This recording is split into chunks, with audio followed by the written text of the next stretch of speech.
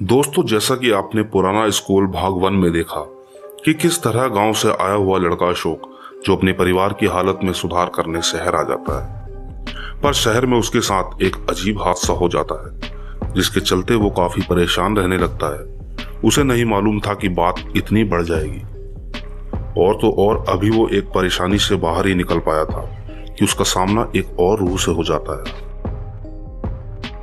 अशोक वापस अपने घर आकर बेड पर बैठकर अपने साथ हुए उस हादसे के बारे में सोच ही रहा था कि अचानक अशोक का फोन बज उठता है। अशोक ने कहा, हेलो। सामने से आवाज आई, अशोक, हम अपनी बेटी का क्रियाक्रम कर रहे हैं। अगर आपके पास टाइम है तो आप यहां आ जाते तो ठीक रहता। ठीक है। अशोक उठकर सीधा क्रियाक्रम वाली जगह पर पहुंच जाता है। वहां अशोक को लड़की के पिता मिलते हैं, जो अशोक से कहते हैं, बेटा, जो तुमने हमारी बेटी के लिए किया है वो शायद ही कोई करता। तुम बहुत भले इंसान। बेटा सदा खुश रहो, बेटा सदा खुश रहो। अशोक चुप तो खड़ा था, पर उसके साथ जो हुआ था वो उसे भूल नहीं पा रहा था। बस मन में यह सोच रहा था कि जो भी हुआ उसकी वजह से किसी के दिल को तसल्ली तो मिली है। अशोक हाथ जोड़कर वहां से वापस जाने लगा। अशोक कुछ ही दूर पैदल चला ही होगा कि उसके चेहरे पर एक अजीब सी चिलचिलाती धूप पड़ी। अशोक ने जब आंखों को मलकर सामने देखा तो उसे एक परी जैसी लड़की दिखाई दी जिसने दूर चिता की ओर इशारा किया। अशोक समझ चुका था कि ये वो ही लड़की है, पर इस वक्त वो किसी परी जैसी लग रही है। अशोक एक टक उसे देखते जा रहा था और वो लड़की देखते ही देखते अशोक को शुक्रिया अदा करते हुए हवा में कहीं गायब हो गई। अशोक मुस्कुराता हुआ वहां से घर की ओर चला गया, पर अशोक के साथ अब जो होने वाला था उसका उसे अंदाजा भी नहीं था। अशोक घर पहुंचकर दरवाजा खोलकर अपने बेड पर जा बैठा। शरीर में कुछ थकावट सी होने पर अशोक ने सोचा कि एक कप चाय पीकर थोड़ा आराम कर लेगा। अशोक ने किचन में जाकर चाय की केतली उठाई और चूल्हे के ऊपर रख दी और उसमें पानी डालकर अंदर कमरे में दूध लेने के लिए चला गया। पर जब अशोक वापस किचन में आया तो देखा कि पानी बड़ी तेजी से उबल रहा है। और जब उसने गैस का स्विच देखा तो हैरान रह गया। उसने देखा कि गैस का स्विच तो बंद है, पर पानी लगातार उबल रहा है। अशोक 2 कदम पीछे हटकर दीवार से सटकर खड़ा हो गया और बस केतली को देखते जा रहा था।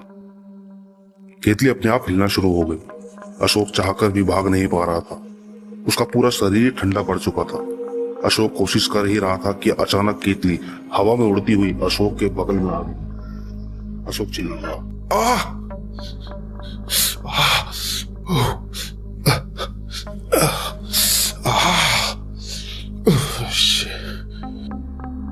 अशोक के हाथों में गर्म पानी गिरने की वजह से हाथों में जलन होने लगी। अशोक का डर अब बढ़ता जा रहा था। अचानक अशोक के कानों में एक आवाज गूंजी,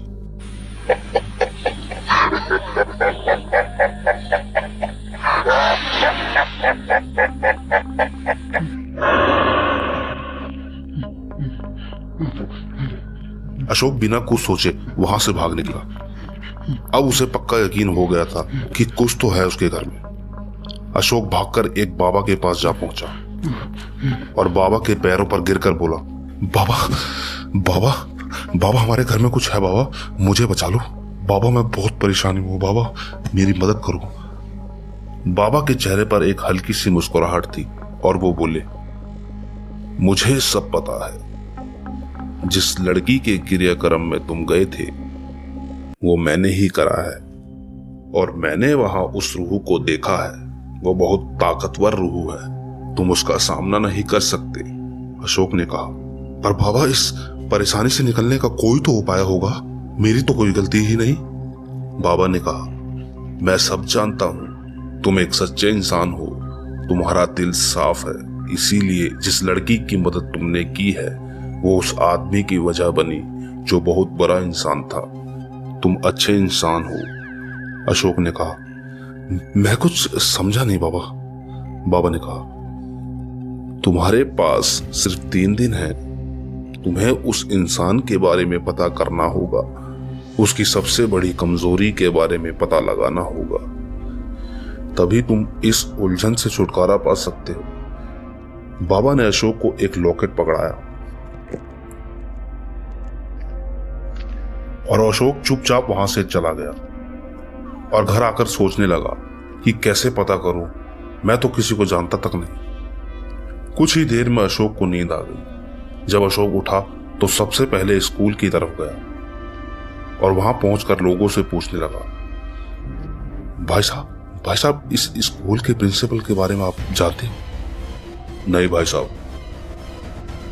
ऐसे ही अशोक ने कई लोगों से पूछा तो जवाब ना ही आया। निराशा से अशोक उस चाय वाले के पास जाकर बैठ गया और एक कप चाय का ऑर्डर देकर सोचने लगा कि ये दिन तो ऐसे ही बेकार चला गया। अब उसके पास 2 ही दिन बचे हैं और अब शाम के वक्त वो किसी से क्या पूछे। चुपचाप उठकर अशोक वापस अपने घर की ओर चला गया। दरवाजा खोला और सीधा बेड पर जाकर लेट गया। वो रात अशोक के आराम से कट गई। अगले दिन अशोक उठकर बस अपने बचे हुए 2 दिन के बारे में सोच रहा था, पर अशोक में एक साहस था जो वो महसूस कर पा रहा था। वो जानता था कि 2 दिन बाद उसका मरना तय है। हार न मानकर वो उस आदमी के घर जा पहुंचा। अशोक ने दरवाजा खटखटाया तो दरवाजा एक लड़के ने खोला जो देखने में एकदम सीधा और मासूम लग रहा था। उसकी उम्र करीबन 22 वर्ष रही होगी। अशोक ने कहा, क्या हम अंदर आ सकते हैं? मुझे तुम्हारे पिताजी के बारे में बात करनी थी। उस लड़के ने कहा, जी आइए, क्या बात करनी है? इतने घबराए हुए क्यों लग रहे हो? अशोक जो बोलने की कोशिश करने जा रहा था, वो जानता था कि यह बात वो नहीं मानेगा। वो लड़का बोल पड़ा, आप कुछ बोलोगे? अशोक ने चुप्पी तोड़ी। तुम्हारे पिता वापस आ चुके हैं और मेरे पास 2 दिन है। वो लड़का अशोक को ऊपर से नीचे तक देखकर बोला, आप होश में तो हैं? क्या कह रहे हैं आप ये? अशोक ने कहा, देखिए हम आपको शुरू से बताते हैं। अशोक ने अपनी पूरी बात उस लड़के को बताई, पर उस लड़के के चेहरे पर हाव भाव ना देखकर अशोक की हिम्मत टूट ही रही थी। उस लड़के ने कहा, लगता है आपका दिमाग ठीक नहीं है। मेरे डैड इस दुनिया के सबसे अच्छे डैड हैं और तुम उनके बारे में, आप जाओ यहां से। हम सच कह रहे हैं, आप हमारी बात तो सुन।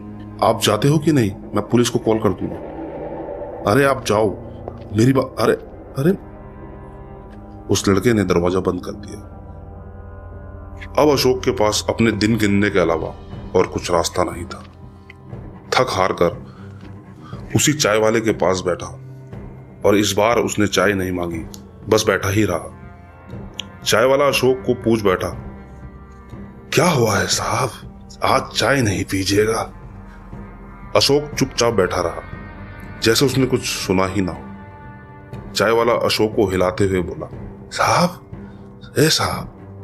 अशोक जैसे नींद से जागा हो। हाँ, क्या हुआ साहब, कहाँ खो गए? अशोक ने कहा, कुछ नहीं, हम थोड़ा परेशान हैं। हमें इस स्कूल के प्रिंसिपल के बारे में जानना था। चाय वाले ने कहा, अरे साहब, बस इतनी सी बात? उस स्कूल के चौकीदार तो यहां बैठे हैं, ये बताएंगे आपको। साहब, जो पूछना है इनसे पूछिए। अशोक की आंखों में एक अजीब सी चमक पैदा हो रही थी। उस चौकीदार ने पूरी बात बताने के बाद अशोक को बताया कि वो अपने बेटे से बहुत प्यार करता है और उसकी कमजोरी भी वही है। अशोक ने कहा, उसका उम्र कितना रहा होगा? चौकीदार ने कहा, करीब 21 या 22 साल। अशोक उठा और सीधा भागता हुआ उस लड़के के घर जा पहुंचा। यह अशोक की आखिरी उम्मीद थी। उसने कमजोरी का पता तो लगा लिया था, पर दरवाजा किस मुंह से खटखटाए। उसने एक पेपर पर अपना एड्रेस लिखकर दरवाजा खटखटाया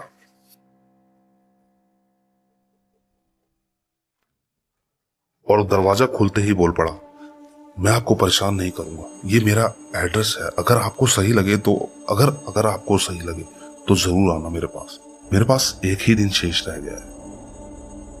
इतना कहकर अशोक चला गया।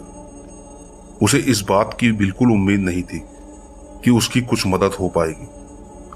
अशोक की आंखों में नींद बिल्कुल नहीं थी। अशोक को नींद भी बड़ी मुश्किल से आई। ये रात भी अशोक ने जैसे तैसे काट ही ली। अशोक की ये सुबह कुछ अलग सी थी। आज अशोक के अंत की आखिरी रात थी, पर अशोक को डर बिल्कुल नहीं था। उसने अपना आखिरी दिन सोच के सुबह सुबह उठकर चाय बनाई, कुछ देर बाहर टहलने गया, पूरा दिन आराम से बिता दिया। वो जानता था कि अगर वो इस बारे में किसी को कुछ बताएगा तो सब उसको पागल कहेंगे। अपना पूरा दिन काटने के बाद अशोक को इंतजार था 12 बजने का। उसकी आंखों में नींद नहीं थी। दूसरी तरफ उस प्रिंसिपल के बेटे के साथ कुछ ठीक नहीं हो रहा था। उसे सोते सोते ऐसा लगा मानो किसी ने उसकी चद्दर खींच ली हो।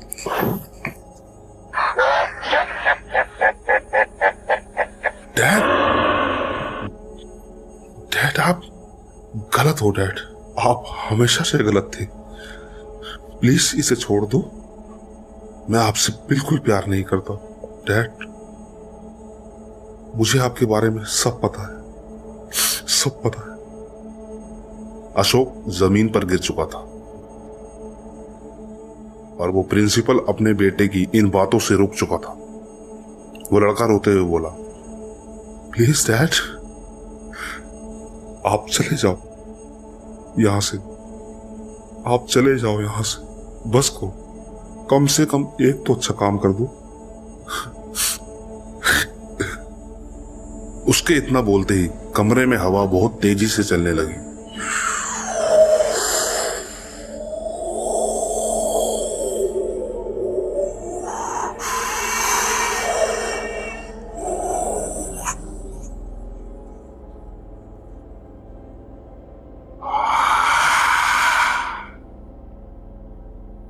और सब शांत हो गया।